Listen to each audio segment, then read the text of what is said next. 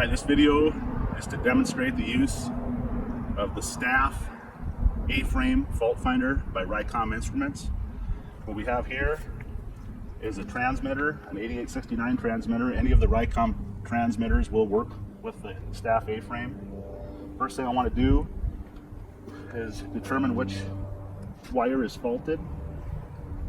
I want to attach my red lead to the faulted wire. And I want to attach my black lead to the ground rod, preferably out to a 90-degree angle from the running line of my cable, right here.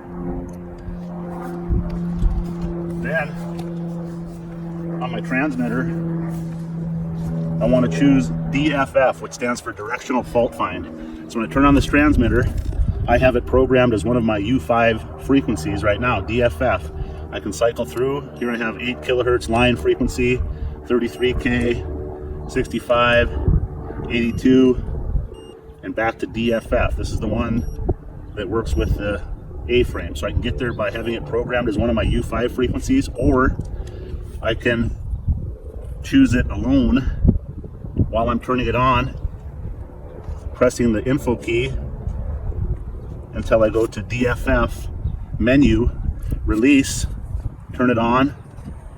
Now it's going to be in DFF only.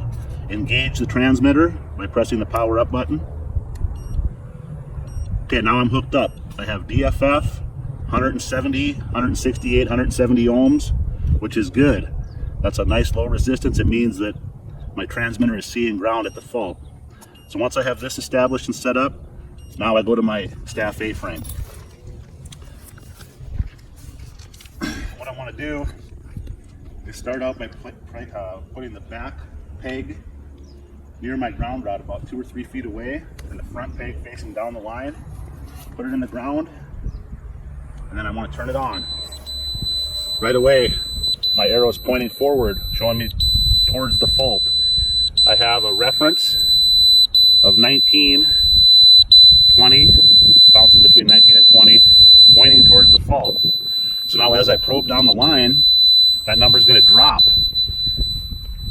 As I approach the fault, it's going to start to rise again, similar to the number I have here in my ground rod. So let's do that. We step out, probes in. Okay, still arrow pointing forward.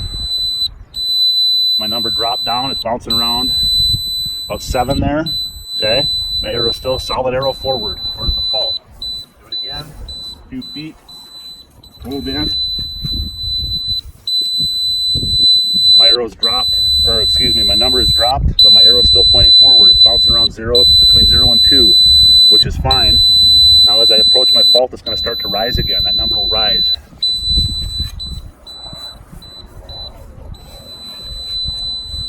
Okay, now I'm back up, bouncing around between 7 and 9, so it's rising up.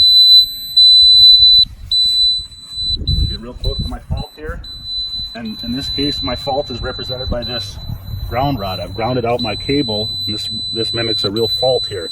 So now I'm back up near what my reference was, 19, 20, bouncing around up in the higher numbers, which means I'm very close to my fault. My arrow's still saying, hey, go forward. Now when I pass the fault,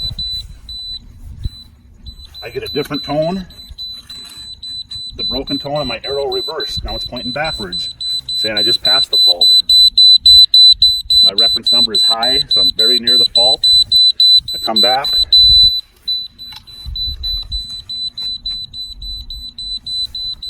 Okay. Still pointing backwards.